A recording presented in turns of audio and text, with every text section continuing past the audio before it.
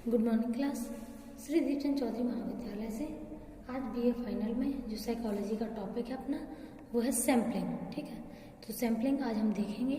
Sampling जैसा कि हम सभी जानते हैं, सैम्पलिंग में सैम्पलिंग क्या होती है, जो आपका जैसे मान लीजिए जो आपका 100% होता है, उस 100% का जो एक हिस्सा हम उठाते हैं, ठीक है, और जब उस हिस्से के द्वारा हम पूरे 100% पॉपुलेशन को क्लासिफाइड कर देते हैं तो उसे हम सैंपल कहते हैं। ठीक है, सबसे सिंपल एग्जांपल बताते हैं। जैसे अगर हमें किसी भी चीज़ की मैचिंग लेनी होती है तो हम उसका एक छोटा सा टुकड़ा लेते हैं, तो जो पूरी चीज़ थी चाहे वो कुछ भी हो वो होता है आपका पॉपुलेशन। ठीक है, और उसका जो छोटा सा हिस्सा होता है, ठीक है, उसे कहते हैं अपन लोग सैंपल।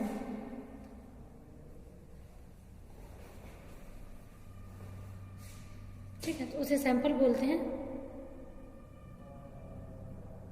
तो सैंपल में अगर हम बात करें तो सैंपलिंग की कई डेफिनेशंस हैं। ठीक है, अपने सबने अपने अलग अलग डेफिनेशन दी हैं, तो आप उन डेफिनेशन को देखिए। ठीक है, और सैंपलिंग सिंपल सा बात कि जब हम अपनी किसी प्रॉब्लम के लिए सॉल्व करने के लिए या उसके सॉल्यूशन को प्रेजेंट करने के लिए, कोई प्रेडिक्शन देने के लिए, जब हम होल पॉपुलेशन को ना लेकर के एक छोटे से हिस्से को लेते हैं और उसके रिजल्ट को जनरलाइज कर देते हैं सभी लोगों के लिए, तो उसे अपन लोग सैम्पलिंग कहते हैं। ठीक है, तो सैम्पलिंग का यूज हम केवल और केवल डाटा को इकट्ठा करने के लिए करते हैं। ठीक है, तो डाटा को इकट्ठा करने के लिए हम सैंपल का यूज करते हैं, और जब उसका यूज हो जाता है और उसका जो एक तरीके से जो टॉपिक्स है या जो भी आपको उसमें रिसर्च का जो टॉपिक आपने निकाला था उससे रिलेटेड जो भी आपको आंसर चाहिए होते हैं वो उस डाटा से मिलते हैं। ठीक है, और उस डाटा को मतलब सैंपल मतलब होता है वो लोग जिन पे आप प्रयोग कर रहे हैं, और उस सैंपल से जब उन लोगों से आपको डाटा मिल जाएगा तो वो जो डाटा होगा वो सैंपलिंग कहलाती है। ठीक है, दोनों का अलग अलग मीनिंग है। सैंपल मीन्स वो मतलब चीज या कोई व्यक्ति या कोई एक पूरा ग्रुप है, वो सैंपल कहलाएगा आपके लिए, और जब उससे आप वो डाटा ले लेंगे जो आपको लेना है वो सैंपलिंग कहलाती है। ठीक है, तो इसमें पहली बार इतनी सारी मेथड्स हैं कि कितनी प्रकार की मेथड से अपन लोग डाटा इकट्ठा कर सकते हैं। तो इसमें पहली मेथड है सिंपल रैंडम मेथड। ये तो आपको नाम से भी समझ में आ रहा होगा कि जब हम रिसर्च करते समय डाटा इकट्ठा करने के लिए, अगर डाटा जब ऐसे इकट्ठा करते हैं जैसे मान लीजिए पर्ची मेथड। ठीक है, हमने जैसे मान लीजिए हमारे पास 500 बच्चे हैं।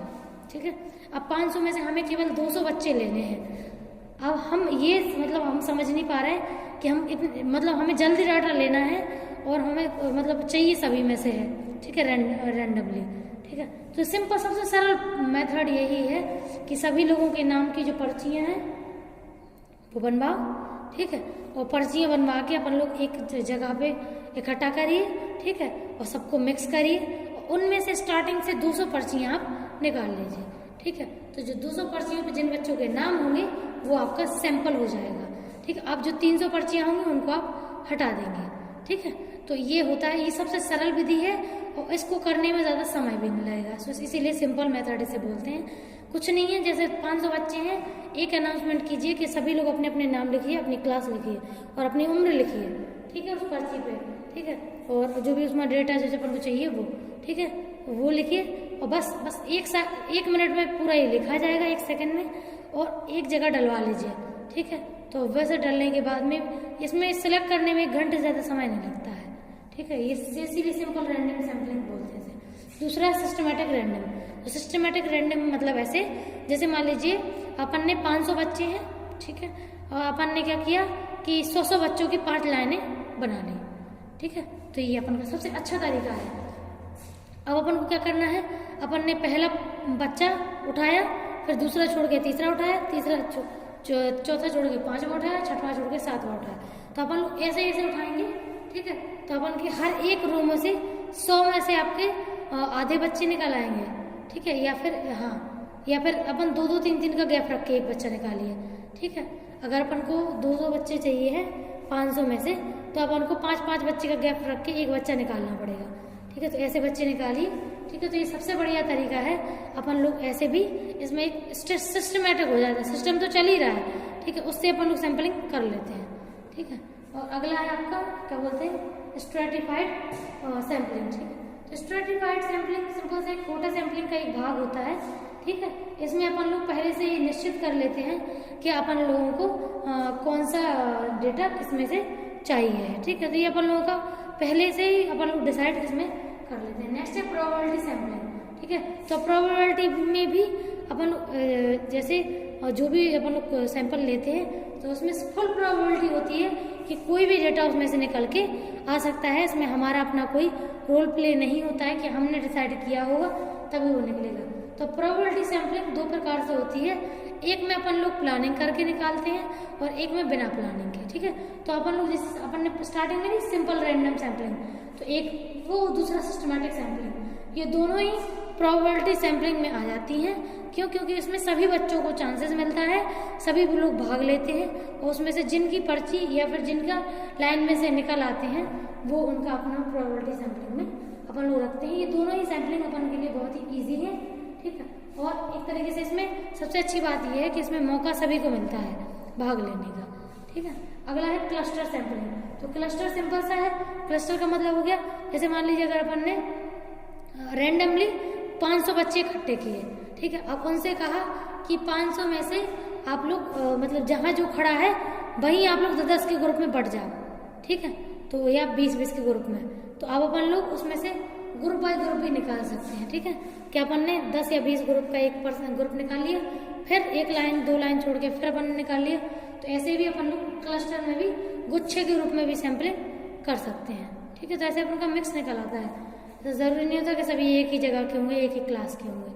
ठीक है, तो ये भी अपन की एक तरीके से फायदेमंद है। ठीक है, अगला है मैच रैंडम सैम्पलिंग। ठीक है, मैच रैंडम सैम्पलिंग है।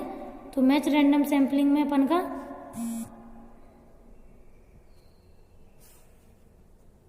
जो भी सैम्पलिंग जब हम करते हैं तो वो चीजें मैच फॉर्म में रहती है। मतलब अपन लोग ऐसे निकालिए कि जैसे मान लीजिए अगर एक पर्सन दूसरे पर्सन से जुड़ा हुआ है या एक दूसरे के एक्सपीरियंस से जुड़े हुए हैं, जैसे मान लीजिए फ्रेंड बाय फ्रेंड निकाल लिया। ठीक है, तो ऐसे भी अपन लोग करते हैं कि रैंडमली निकालेंगे लेकिन ग्रुप में निकालेंगे। ठीक है, हाँ, अगला है कोटा सैम्पलिंग। ठीक है, तो कोटा में भाग फिक्स होता है बिल्कुल कि जैसे मान लीजिए अगर अपन ने डिसाइड कर लिया कि अपन का क्या बोलते हैं कि जैसे मान लीजिए अपन ने 30% इतने लोगों को लेना है, 20% इतने को, फिर 30 को इतना या 25 को इतना या 25 को इतना।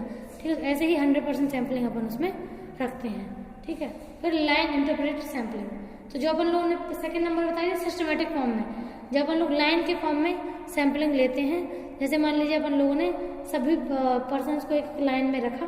ठीक है, पेपर वर्क में, उसके फॉर्म में अपन लोग जब डाटा निकालते हैं। नेक्स्ट है पैनल सैम्पलिंग।